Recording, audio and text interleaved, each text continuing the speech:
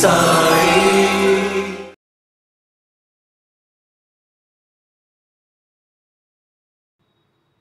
అందుకు మన వాళ్ళు చెప్పేది ఏంటంటే, క్షేత్ర సందర్శనము చేసినప్పుడు 3 నిద్రలు చెయ్యండి అయ్యా.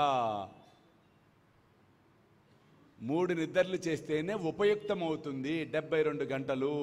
అందుకే 72 గంటలు సమాధి చేశాడు ఆయన, అది నర్మగర్భంగా చెప్పడానికి. ఇప్పుడు ఏమైపోయా, పొద్దున బస్సు ఎక్కుతాం,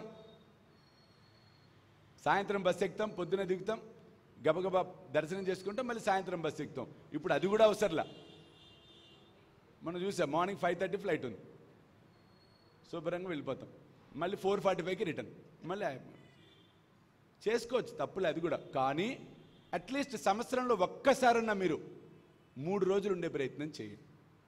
ఎందుకంటే ఆ శక్తి ఏదైతే ఉందో, ఆ స్థలానికి ఉన్న శక్తి ఏదైతే ఉందో, దానిని మనము స్వీకరించటం అనేది జరుగుతుంది. అంతేకాకుండా షిరిడీకి వెళ్ళినప్పుడు మీరు పొరపాటును కూడా షిరిడీలో ఉన్నన్ని రోజులు, షిరిడీలో తిరుగుతున్నన్ని రోజులు చెప్పులు వేసుకొని తిరగకండి, చెప్పులు వదిలి తిరిగే ప్రయత్నం చేయండి. మరి ఎండాకాలంలో బాగా ఎండ ఎక్కువ ఉంటుంది కదా స్వామి, ఏం చేయాలి? Up to you, me resistance. ఎందుకంటే అది మహాక్షేత్రం కాబట్టి, గొప్ప ఫలితాలను ఇస్తుంది కాబట్టి. అలాగే సాధ్యమైనంత వరకు ఆ తండ్రి అనుగ్రహం ఉంటే పౌర్ణమి గడియల్లో షిరిడీని దర్శించుకునే ప్రయత్నం చేయండి.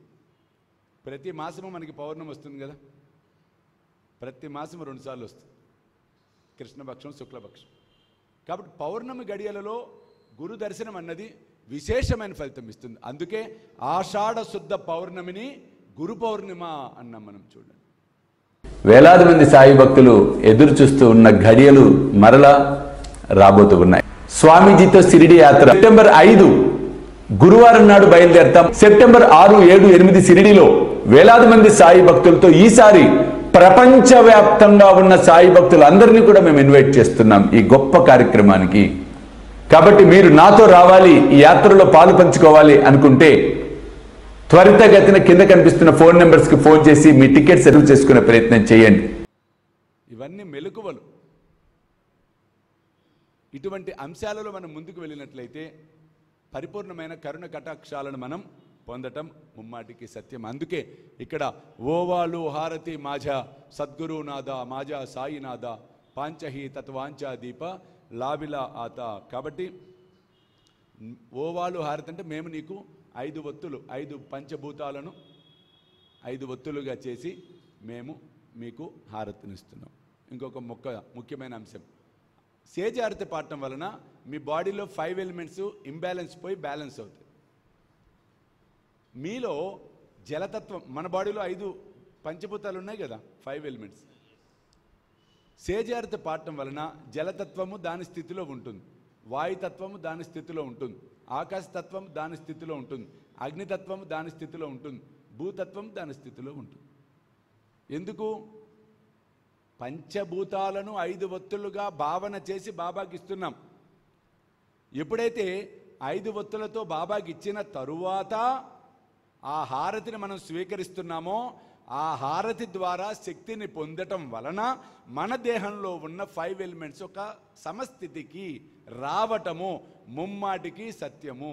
నా అనుభవం అది. 96 నుంచి 2002 దాకా 6 సంవత్సరాలు ప్రతినిత్యము సేజ్ హారతికి వచ్చాను నేను. సంవత్సరానికి 10-15 రోజులు ఆబ్సెంట్స్ నావి, ఓన్లీ 15 డేస్.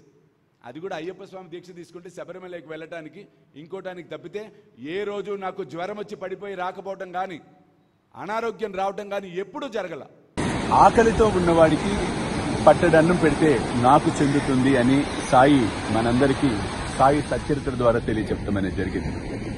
కాబట్టి పట్టడన్నం అనేది కాదు, కడుపు నిండా ఆకలితో ఉన్న వారికి భోజనం పెట్టే కార్యక్రమమే శ్రీ సాయి భోజన్. కాబట్టి మీరు కూడా ఈ అద్భుతమైన మహాయజ్ఞంలో పాలు పంచుకొని సాయి కృపకు పాత్రలు కావాల్సిందిగా కోరుతున్నాను. వివరాలకు కింద కనిపిస్తున్న ఫోన్ నెంబర్స్ కి ఫోన్ చేయండి. చూస్తూనే ఉండండి శ్రీ సాయి సర్వస్వం యూట్యూబ్ ఛానల్. బికాజ్ ప్రతిరోజు సేజహారతి పాడి ఆ హారతిని స్వీకరించటం వలన, చూడండి, బాబా హారతులు పాడించుకుంటోంది మన కోసం కానీ ఆయన కోసం కాదు. ఆయనకి హారతులు అవసరం ఏముందండి? ప్రాక్టికల్గా ఆలోచిస్తే చెప్పండి. కాబట్టి హారతులు మన కోసమే. ఆ హారతులు పాడటం వల్ల మనలోని చెడు బయటికి వెళ్ళిపోతుంది. హారతులు పాడటం వలన, హారతులను స్వీకరించడం వలన కాస్మిక్ ఎనర్జీ లెవెల్స్ పెరుగుతాయి, అద్భుతమైన విశేషమైన ఫలితాలు వస్తాయి. అందుకు ఇక్కడ మనం చెప్తున్నాం ఓవాలు హారతి మాజా సద్గురునాథ అని. ఆ తర్వాత మనం చూసినట్లయితే నిర్గుణాచి స్థితి కైసి ఆకార ఆలి బాబా ఆకార ఆలి సర్వా ఘటి బరువు నవురలి సాయి మావులి. అంటే ఇప్పుడు మనం చెప్పుకున్నాం, దీనికి ముందే చెప్పించాడు బాబా ఏమని, నువ్వు నిర్గుణుడు, నిరాకారుడవు, నువ్వు సాకార రూపంలోకి ఎట్లా వచ్చావు, ఎందుకు వచ్చావు చూడండి.